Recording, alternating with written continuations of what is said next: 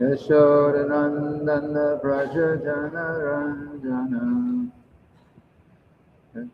Yavulatira Bandachari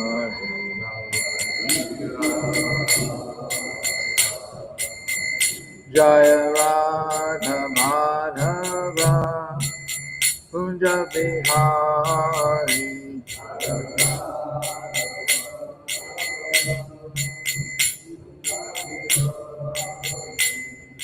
Gopi Jana Ballava Girivaradhari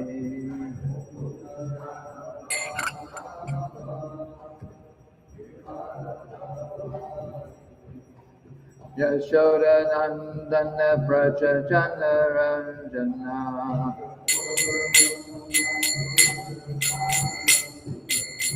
Yamunatira Vanachari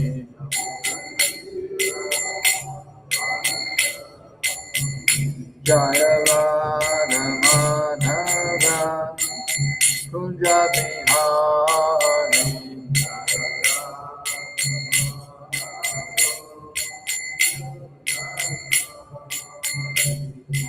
Gopi Jana Ballava Girivaradhari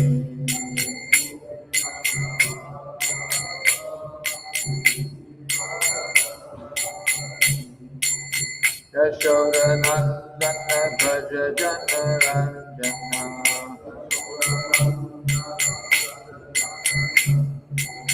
Yamunatira Vanachami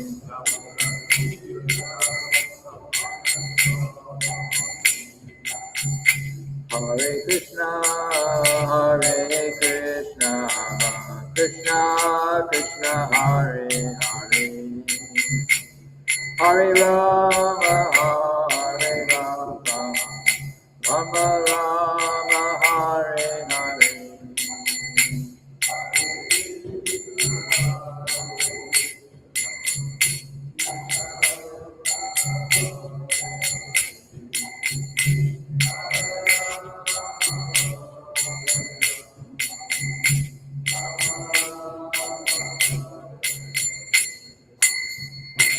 Srila Prabhupada ki jai.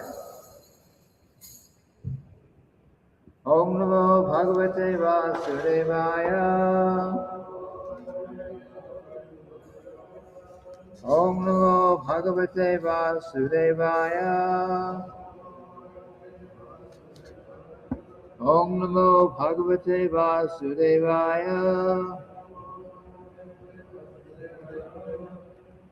So we're reading today from Srimad-bhagavatam, 10th Canto, Chapter 1, Text 15. The chapter is called The Advent of Lord Krishna. Chant the Sanskrit. Shri Shuka Uvacha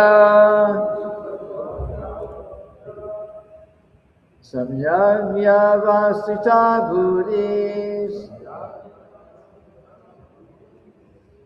Tava Rajarshi Sattama Vasudeva Katayante Yajjata Naishtiki Rati Shri Shuka Uvacha Samyagya Vasita Buddhis Tava Rajarshi Sattama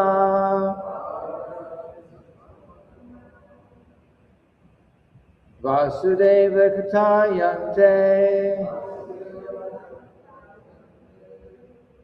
Yajjata Naishtiki Rati Shri Shuka Uvacha Samyagya Vasita Buddhis Tava Rajarshi Sattama Vasudeva Katayante Yajjata Nashtiki Rati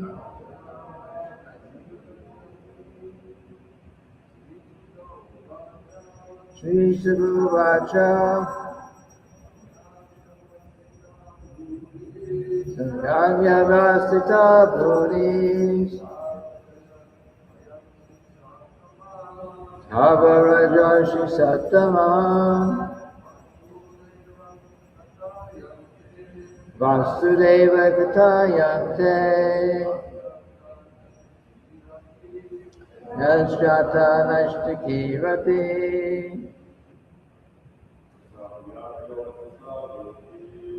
Samyagravasita Buddhis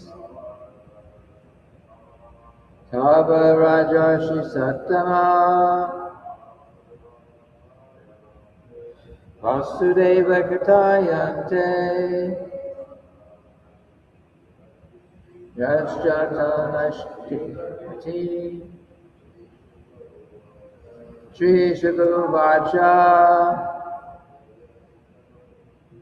Samyagya Vyasita Buddhis Tava Rajashi Sattama Vasudeva Katayante Yajjata Nashtiki Rati Shri Shukavacha Samyagya Vyasita Buddhis Tava Rajashi Sattama Vasudeva Katayante Yajjata Nashtiki Rati. Word for word synonyms. Shri Shukavacha. Shri Shukadeva Goswami said, Samyak, completely. Vyavasita, fixed. Buddhi, intelligence. Tava, of your majesty. Raja Rishi Sattama, O best of Rajarshis, saintly kings. Vasudeva Katayam, in hearing about the topics of Vasudeva, Krishna. Te, your, yat, because, jata, developed, nashtiki, without cessation, bhakti, attraction, or ecstatic devotional service. Translation. Srila Shukadeva Goswami said, O your majesty, best of all saintly kings, because you are greatly attracted to the topics of Vasudeva, it is certain that your intelligence is firmly fixed in spiritual understanding, which is the only true goal for humanity.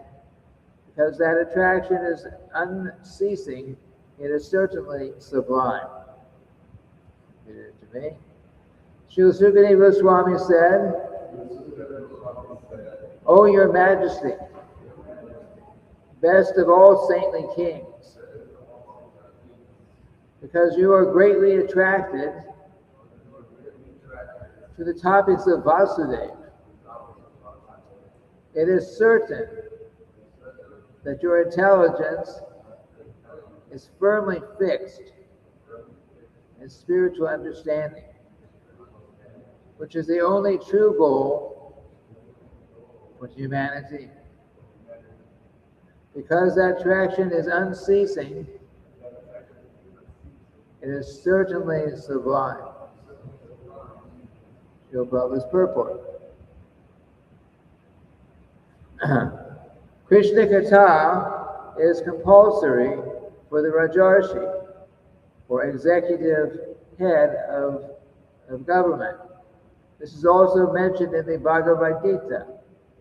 Imang Rajarshayo Vidu. Unfortunately, however, in this age, the governmental power is gradually being captured by third-class and fourth-class men who have no spiritual understanding, and society is therefore very quickly becoming degraded. Krishna Katha must be understood by the executive heads of government, for otherwise how will people be happy and gain relief from the pangs of materialistic life? One who has fixed his mind in Krishna consciousness should be understood to have very sharp intelligence in regard to the value of life. Maharaj Parikshit was a Rajarshi Sattama, the best of all saintly kings, and Shukadeva Goswami was Muni Sattama, the best of Munis. Both of them were elevated because of their common interest in Krishna Katha. The exalted position of the speaker and the audience will be explained very nicely in the next verse. Krishna Katha is so enlivening that Maharaj Parikshit forgot everything material, even his personal comfort in relation to food and drink. This is an example of how the Krishna consciousness movement should spread all over the world to bring both the speaker and the audience to the transcendental platform and back home, back to Godhead. Oh my God, it's better than this show. Chakshur Militam Yena says my Shri Guru.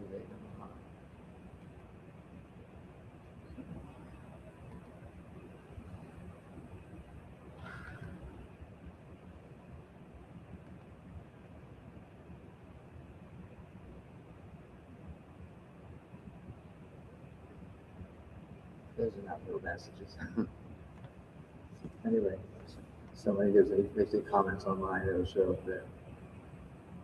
Om Jnana Timiranda Shakya Jana Shalakaya Chakshur Militam Yena Tasmai Shri Gurave Namaha. So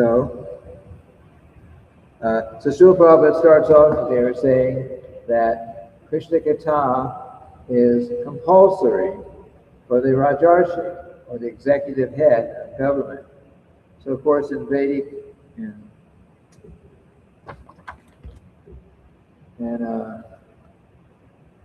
Vedic culture, of course, the kings were all Rajarshis, for the most part. Generally, the kings were Rajarshis. It meant that Rajarshi means Raja and Rishi. The word, we call it a compound word. Raja means the king, and Rishi means a saintly person. So the kings were actually all saintly persons. They actually were all pure devotees of Krishna at one point. So Srila Prabhupada is saying here that Krishna Katha talks about discussions and talks and topics about Krishna are necessary, compulsory, required for the executive head of the state, because only by that Krishna Katha for themselves, only by that are they going to be able to actually rule their citizens in a Krishna conscious way. In the times of here Maharaj Parikshit is being mentioned as a best of the saintly kings, and he was at that time. He was a pure devotee of Krishna. He was very extraordinarily exalted personality. From his birth, he was always thinking about Krishna, always talking about Krishna, even playing games all related to Krishna. This is Maharaj Parikshit. So So, so Srila Prabhupada was saying here, not only that it was Maharaj Parikshit,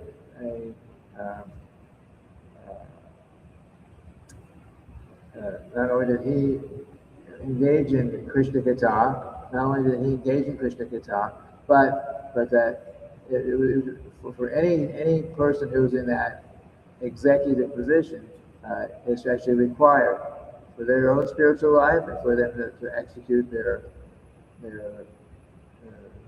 governmental duties properly. We hardly see this today. We don't see this today, actually.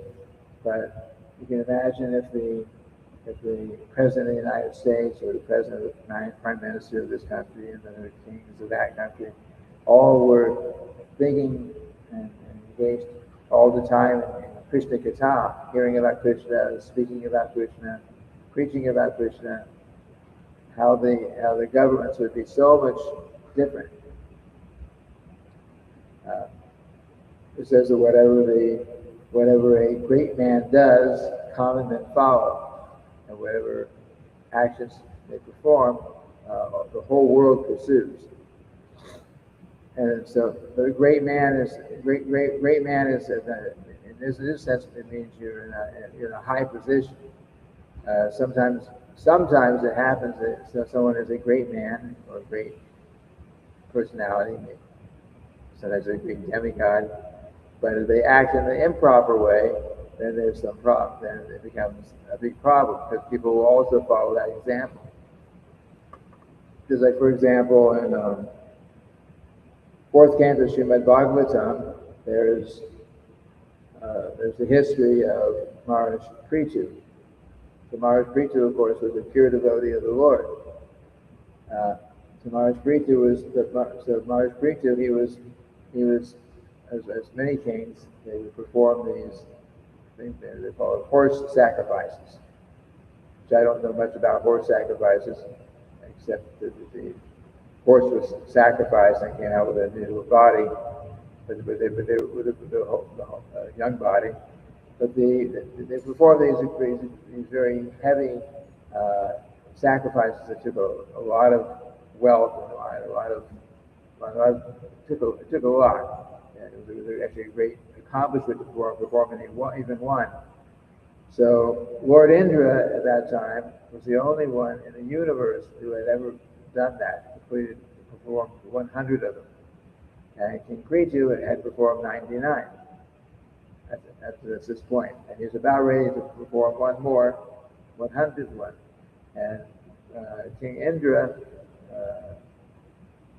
he was not very happy about that because he was famous. He was famous throughout the whole universe that I am the only one that has performed 100 horse sacrifices. So he was not happy when he saw that King Prithu was about ready to perform the 100th one. Then that would diminish King Indra's position. So he tried in their various ways to stop that sacrifice. And he actually went so far,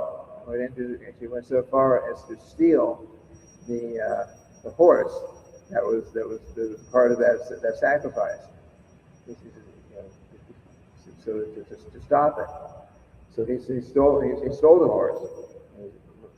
He escaped him with the horse, just to stop, to prevent the sacrifice from being performed. But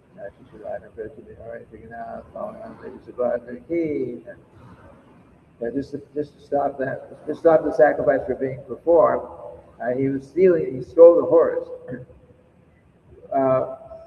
But the son, I believe, chased after him to stop him, and he was actually about ready to be killed by the son of King Prithu for stealing the sacrificial horse.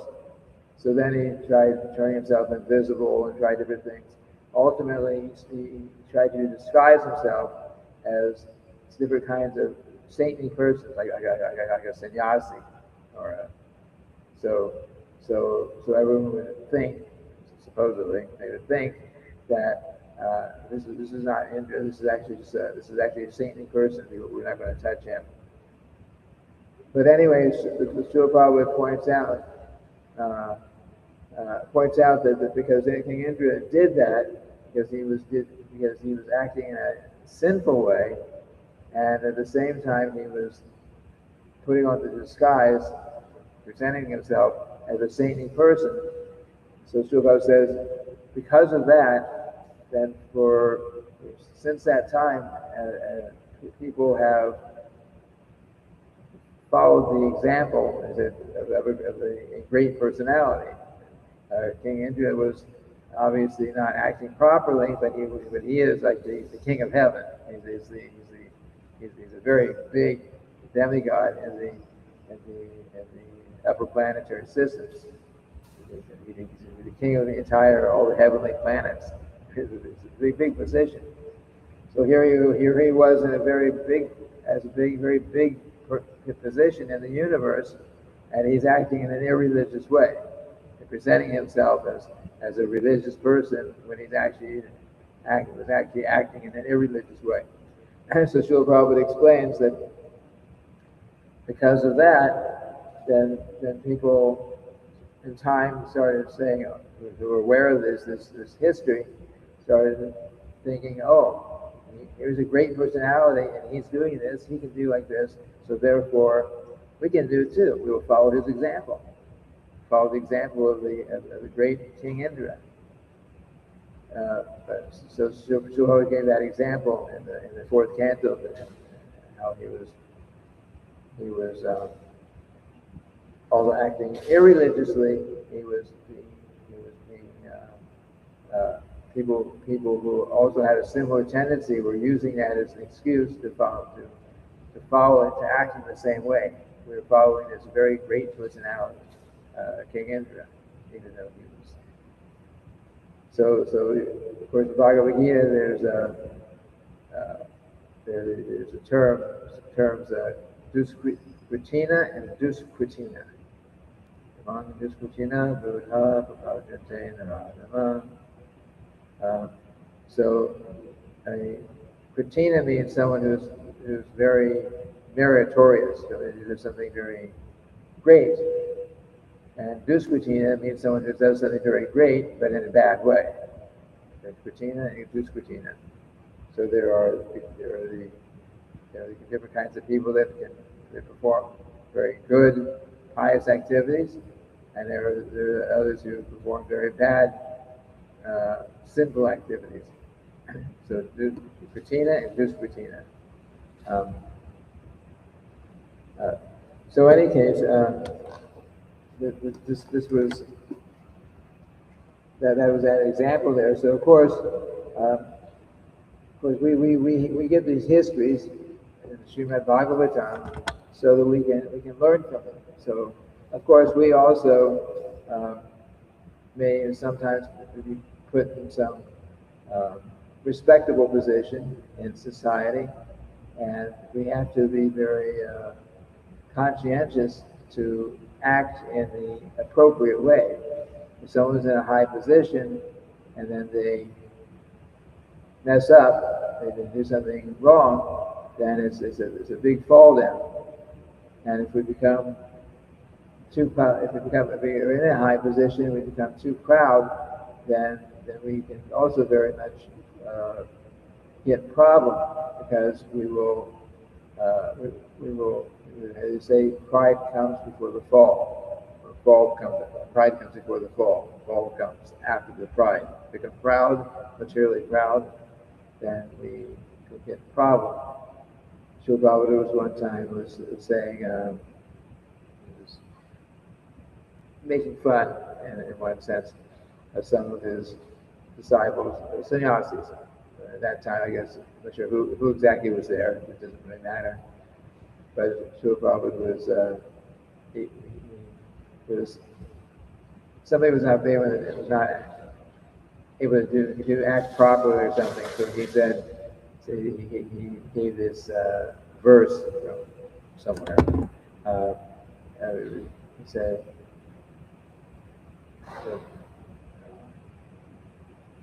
said, big monkey, big belly, Ceylon jumping, melancholy.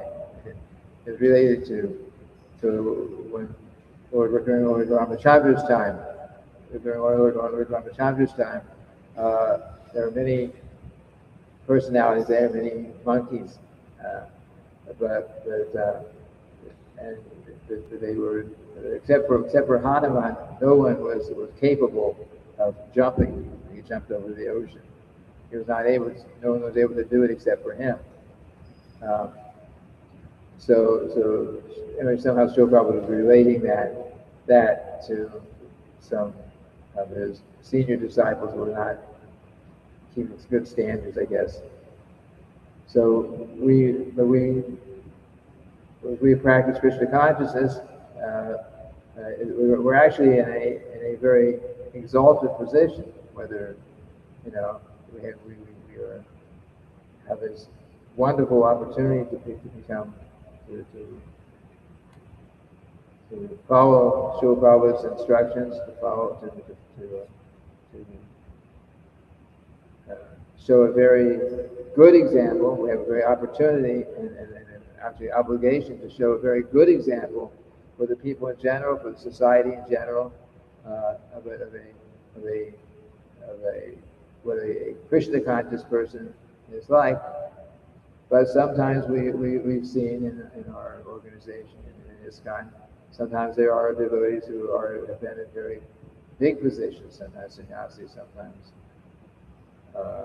gurus, sometimes all very big positions, and who have acted very badly, and of course that gives a very bad impression to people about the Krishna consciousness movement.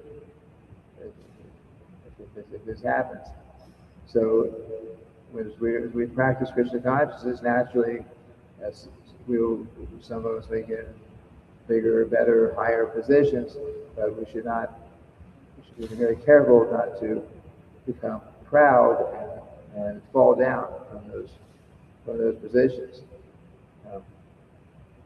This is important. There is pride. There is a kind of pride, which is good, but to become materially pride, thinking that I am very good, I am very great, I'm better than anyone else, I don't need anyone else. That kind of pride will lead to much problem. But we can also feel proud when someone say, Are you proud that you're Hare Krishna? Yes. Why not? We're proud because we're in other words, we're proud that I am part of Srila Prabhupada's ISKCON. I am part of Lord Chaitanya's interplanetary Sankirtan movement.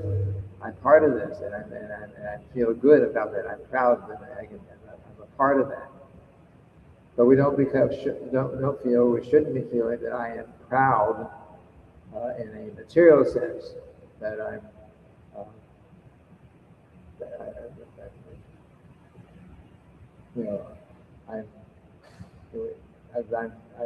better than anyone else around, because now I'm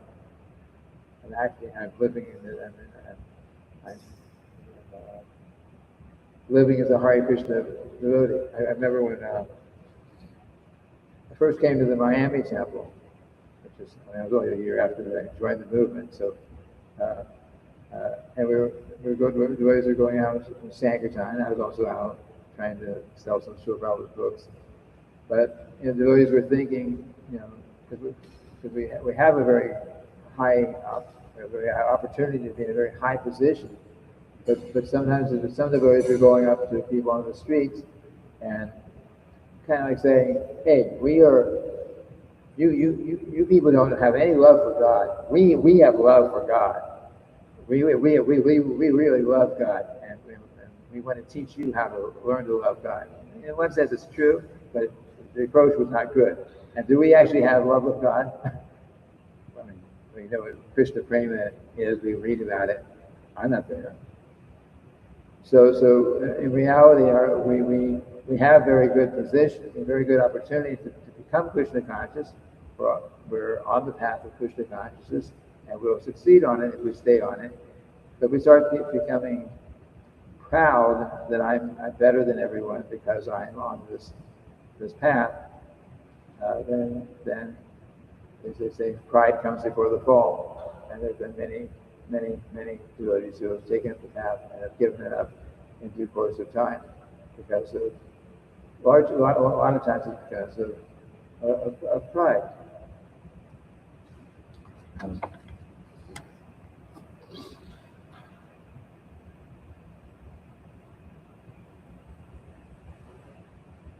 So Srila Prabhupada also goes on here to say how Maharaj Parikshit and Sukadeva Goswami, they were similar in one sense. Maharaj Parikshit was, although he was a king, he was still the king, and a great Rajarshi. And Sukadeva Goswami, he was not a king; he was a saintly person. But they had one thing in common. And one thing in common was what? To become Krishna Katha. They both like to hear and speak about Krishna, and that is the goal. If we can actually develop a real taste for that hearing and chanting about Lord Krishna, then that's the perfection. That is the perfection. And Krishna Katha, Srila writes here, Krishna Katha is so enlivening that Maharaj Parikshit forgot everything material, even his personal comfort in relation to food and drink. Can you imagine? Maharaj Parikshit he vowed to, his last 7 days of his life, he vowed to not eat anything, not drink anything, and he wasn't even sleeping. I can't imagine going for 7 days without eating, drinking, and sleeping. But somehow he was doing it because he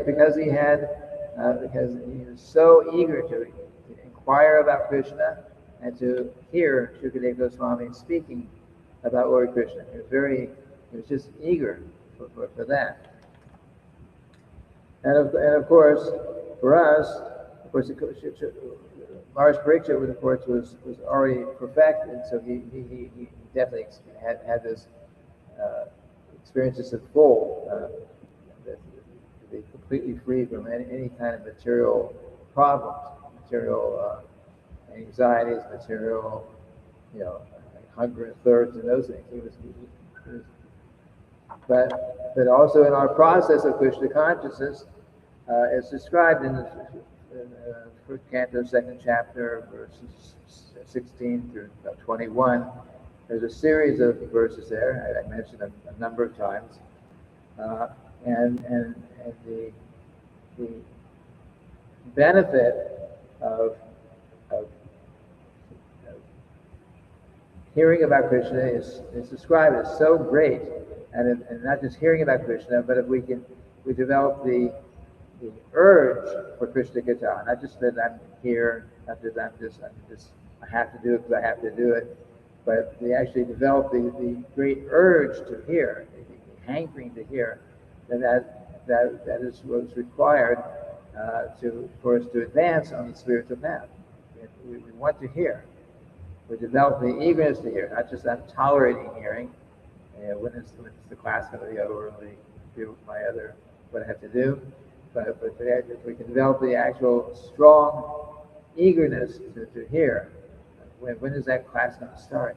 Why can't we go for 1,000 years like they did in Naimisharanya? But we can't, but at least the desire could be there. So that eagerness is essential. Eagerness is also essential later on, because as we advance the spiritual life to the path of sadhana bhakti, eventually we come to the point of bhava. So bhava means in the stage of bhava is the it's like the preliminary part of Krishna prema. So in bhava, you start to understand, who am I in the spiritual world? What is my eternal relationship with Krishna? You haven't entered into it completely, but you get some realization. You know who I am, or you have a strong desire to understand who you are, and but you can't completely enter into it. But at that point, so what is and in the stage of bhava, there are no material desires. There's no material desire in bhava. You're completely free from sinful activities, and there's really no hankering for anything material. That's bhava. So what does it take to go from bhava to prema? That's very intense eagerness to want to enter into into the pastimes with Lord Krishna. That is actually the ultimate requirement. Because you're not trying to control your senses in bhava. You're completely spontaneous. You have love for Krishna, but you still have to go that last step, and that last step, it comes from that very developing that very, very intense desire that I have to enter into my relationship with Krishna. I want to enter into that relationship with Krishna. I want to actually, whatever your relationship, if you know what that relationship is, when can I actually fully absorb myself in it, become completely free from this material atmosphere. So that's it. That sort of eagerness is very, very important. And then of course, we see in this negative instruction,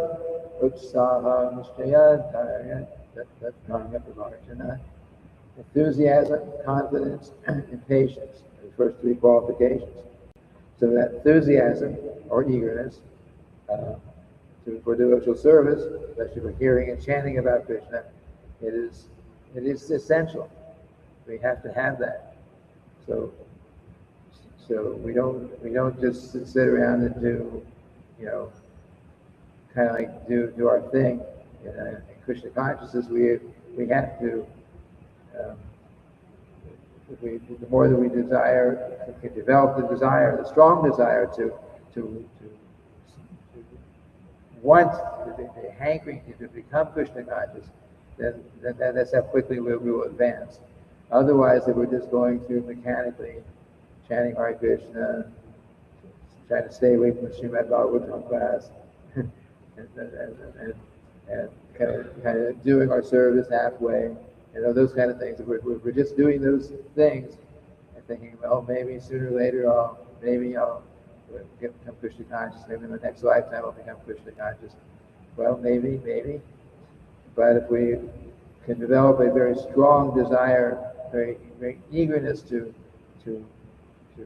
do these services, and very eagerness to develop our relationship with Krishna, then we will advance very, very quickly. So that's something within we each individual have that ability, and to do that, to advance quickly. It's not a mechanical process. Anyway, there's a couple of points here. This first purport. Are there any questions, comments?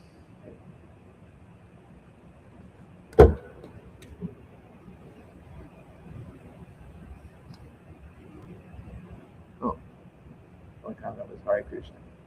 Good. No one? Okay, so then this will end for today. Continue with the next verse tomorrow. Srila Prabhupada ki jai.